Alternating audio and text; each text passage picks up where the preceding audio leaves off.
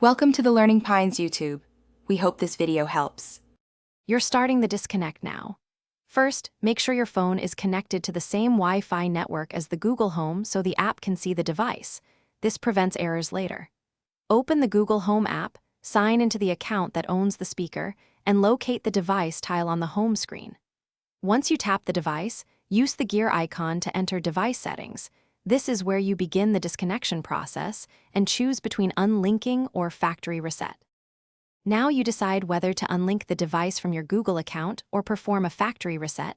Unlink preserves device state for others, while reset erases everything. To unlink, go to Account or Linked Accounts inside Device Settings and remove the account or choose Remove Device.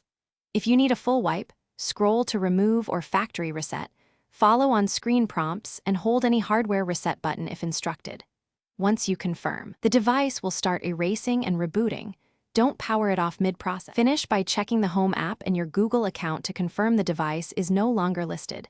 This ensures it won't reconnect. If the device still appears, power cycle both the speaker and your router, then reopen the app and refresh. Make sure you gave the factory reset time to complete. Sometimes the process takes a few minutes. If things go wrong, sign into your Google account on a desktop, remove the device from Devices list, then repeat the factory reset steps. Thanks for watching. Consider subscribing if we helped you.